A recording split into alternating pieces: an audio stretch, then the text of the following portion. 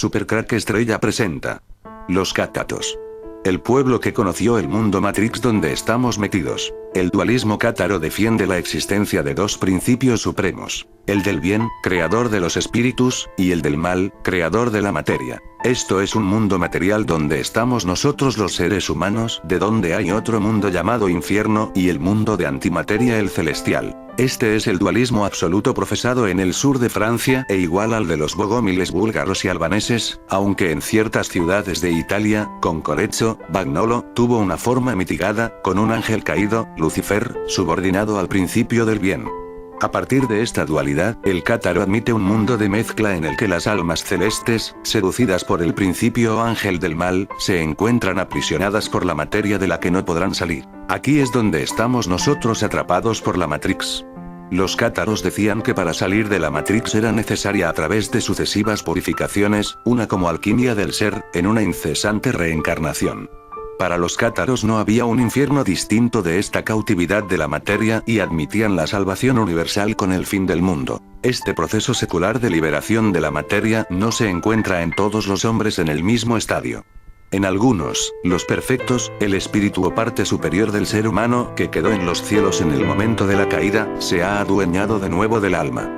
Con la muerte, libre ya el alma del cuerpo material, será arrastrada por el espíritu al reino celeste del bien, en donde se revestirá del cuerpo espiritual y glorioso que perdiera en su descenso a este mundo. Rechazaban el concepto del infierno, siendo el equivalente a este el propio mundo en el cual las almas debían purificarse a través de sucesivas reencarnaciones hasta alcanzar un grado de autoconocimiento que les llevaría a la visión de la divinidad, escapando del mundo material al paraíso inmaterial. Para llegar a este estado predicaban una vida ascética y contemplativa.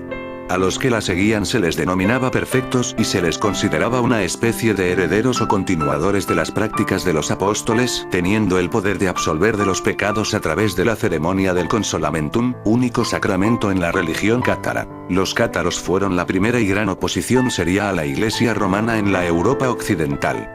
El origen del culto de estas gentes, aún manteniendo una base cristiana en apariencia, no es precisamente normal de un punto de vista católico.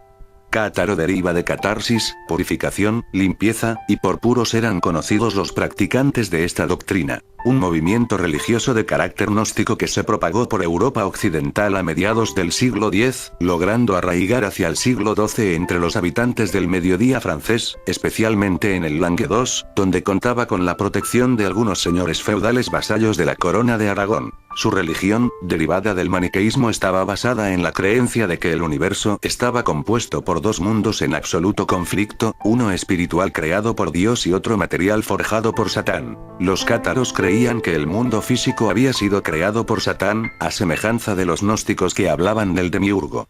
Sin embargo, los gnósticos del siglo I no identificaban al demiurgo con el diablo, probablemente porque el concepto del diablo no era popular en aquella época, en tanto que se fue haciendo más y más popular durante la Edad Media. Para los cátaros, los hombres son una realidad transitoria, una vestidura de la simiente angélica.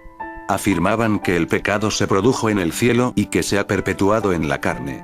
La doctrina católica tradicional, en cambio, considera que aquel vino dado por la carne y contagia en el presente al hombre interior, al espíritu, que estaría en un estado de caída como consecuencia del pecado original.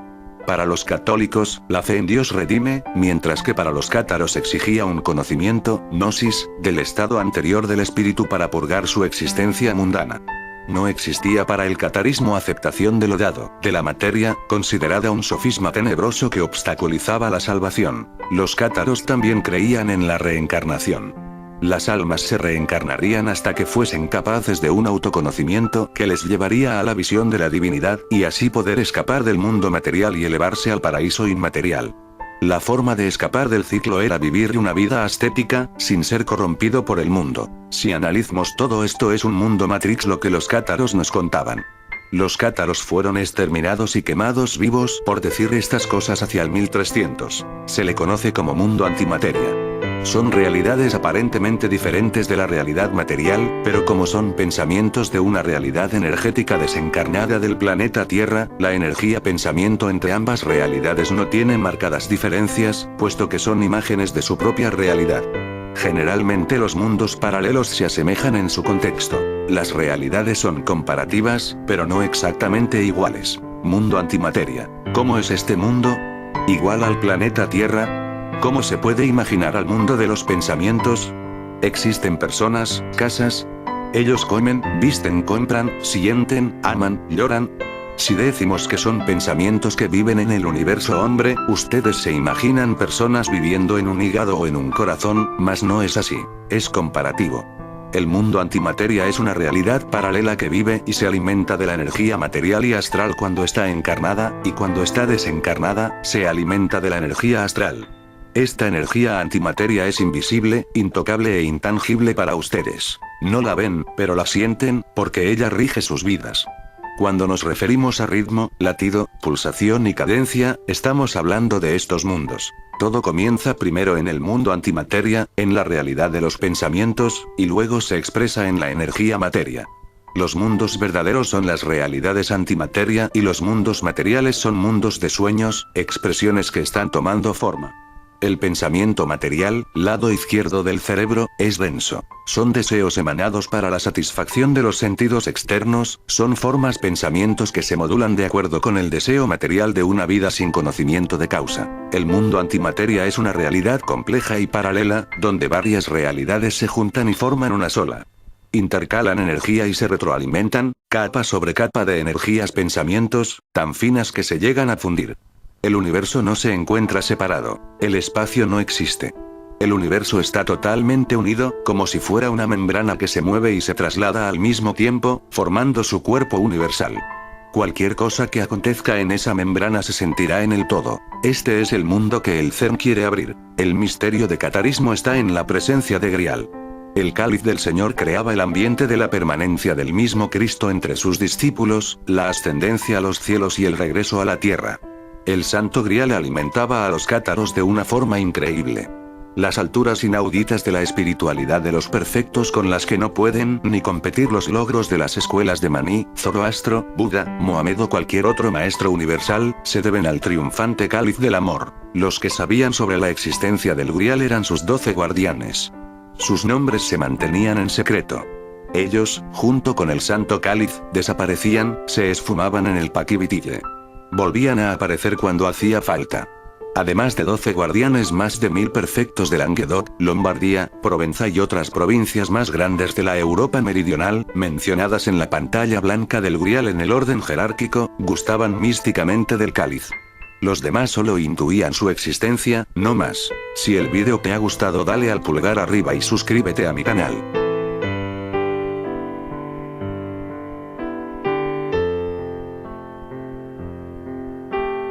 Supercrack Estrella presenta La magia negra y sus magos. La magia negra procede de los ángeles caídos, demonios que seducen y te otorgan el poder de crear. Un mago negro venderá su alma al diablo, durante un mes tendrá que ir a un bosque que estos demonios le dirán mediante susurros para aprender el conocimiento prohibido. Con la magia negra se puede hacer prácticamente todo lo que imagines y quieras. Desde sanar a una persona, podrás hacer que los ciegos vean, caminar sobre el agua, levitar por los aires, atravesar paredes, pero tiene un gran inconveniente. Solo podrá durar unos minutos, lo más una hora esta magia. Luego todo volverá a la realidad de la materia.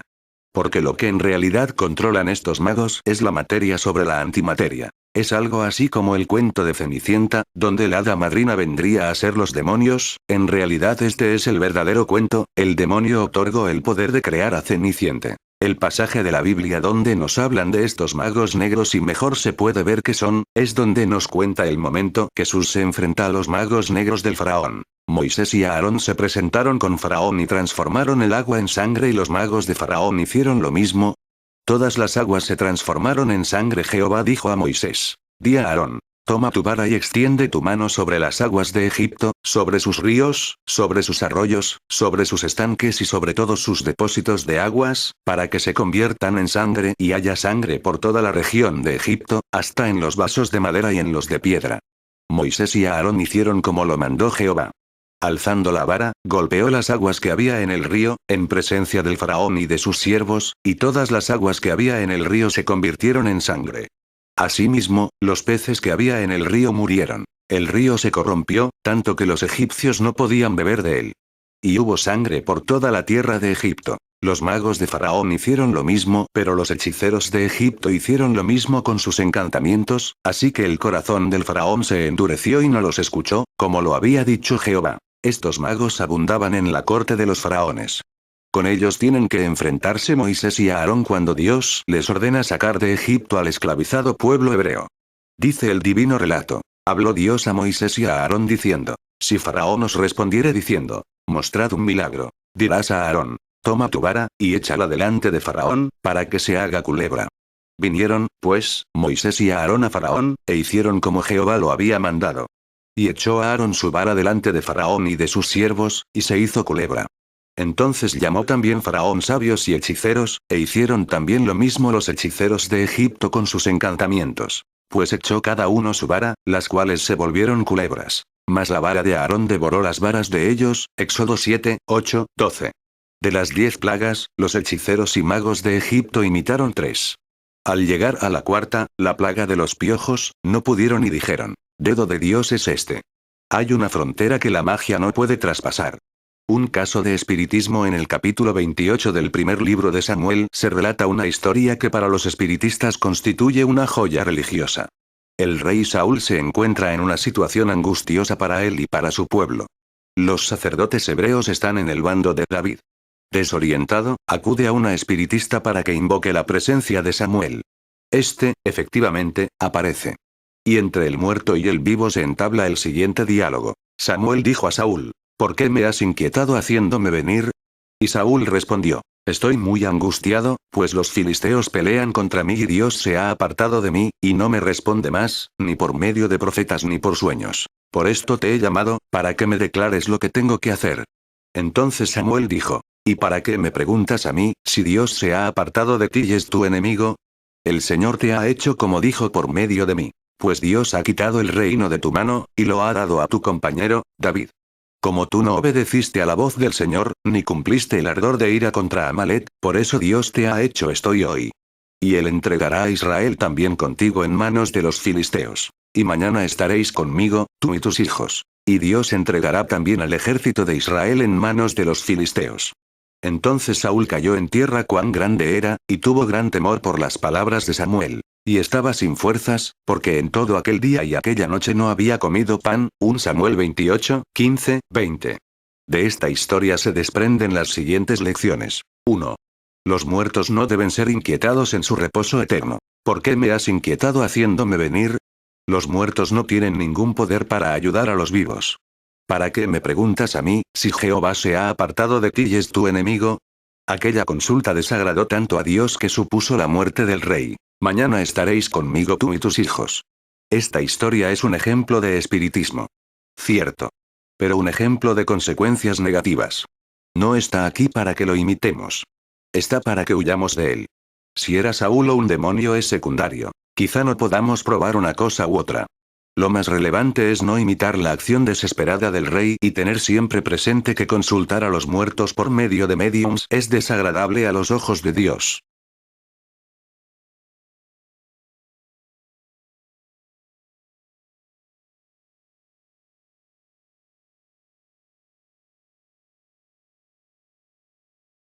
Supercrack Estrella presenta los mensajes ocultos de la serie Westworld, la historia de la serie. Serie de televisión, 2016. Dos invitados a un parque de atracciones de alta tecnología entran en una aventura salvaje por el oeste. El parque está poblado por robots y está diseñado como simulación que parece 100% real de la época romana, los tiempos de los vaqueros, y la época medieval. Cuando el ordenador central del parque se estropea, los robots comienzan a correr furiosamente y los dos invitados son acechados por un pistolero robot. Ahora pensemos que esos robots de la serie, somos nosotros los seres humanos, solo que en vez de robots seríamos clones y que vivimos en una realidad simulada. Condenados a vivir una y otra vez en una reencarnación, hasta llegar a una especie de ser supremo que por fin ascienda al cielo. Que la Tierra sería el parquet temático donde estamos encerrados, en la materia. Y alguien juega y experimenta con nosotros. Esos seres juegan con nosotros como las personas humanas que acuden al parquet temático de robots. Interactuando con el nuestro nos observan, mediante espejos en épocas pasadas, y tecnología moderna como podría ser los móviles, la televisión, cámaras de video, escuchar lo que dice el actor de la serie Anthony Hopkins. El actor forma parte del elenco de la ficción. Anthony Hopkins no ve su serie Westworld porque la televisión envenena el cerebro. La gran apuesta de la temporada de HBO se ha ganado el favor de la crítica, pero no el de su veterano protagonista. Según publica The New Zealand Herald, Anthony Hopkins confesó en una reciente rueda de prensa que no ha visto Westworld ni piensa hacerlo próximamente. La principal razón es que el actor del Silencio de los Corderos no tiene televisor. Tengo mis propias teorías Mickey Mouse según las cuales nos hemos alienado viendo la televisión todo el tiempo, señaló Hopkins. Obtenemos toda nuestra información de ahí. Así que dejé de verla. No la veo, no quiero saber, añadió. Quizá lo más sorprendente de su afirmación es que la hizo en una mesa redonda con periodistas internacionales en el Hotel Beverly Hilton de Los Ángeles, un evento organizado por la Asociación de Críticos de Televisión para promocionar la esperada Westworld. Una serie, por cierto, con un presupuesto para la primera temporada es de $100 millones, es decir, algo más de 90 millones de euros. Tras la explosiva revelación, la conversación continuó del siguiente modo. Pregunta: ¿ha dejado de ver toda la televisión o solo las noticias? Hopkins: no veo nada. Pregunta: ¿cómo se informa? Hopkins: ¿por qué necesito información?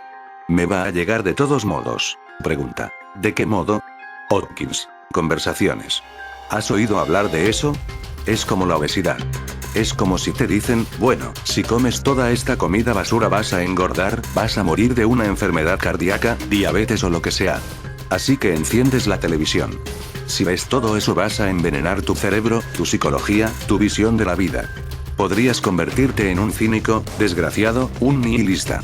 Y vienen esos grandes visionarios que dicen voy a cambiar tu vida, voy a cambiar todo para ti. Pregunta: ¿habla de los políticos? Respuesta: cualquiera que diga tener la respuesta. No hay respuesta. Esta serie se inspira en la película de igual nombre que el novelista Michael Crichton escribió y dirigió en 1973. En España se llamó Almas de Metal, y en Latinoamérica, Oestelandia o El Mundo de los Robots Asesinos. Luego, en 1976, el poco conocido Richard Efron realizó una secuela, titulada Future World, que retomaba la historia 2 años después y que en España se llamó Mundo Futuro, y en América Latina, Atrapados en el Espacio o Regreso al Mundo del Futuro. Westworld, como la película de Crichton, transcurre en Delos, un parque de atracciones futurista en el que clientes acaudalados eligen vivir una agradable experiencia en un entorno que recrea un contexto histórico como el viejo oeste norteamericano.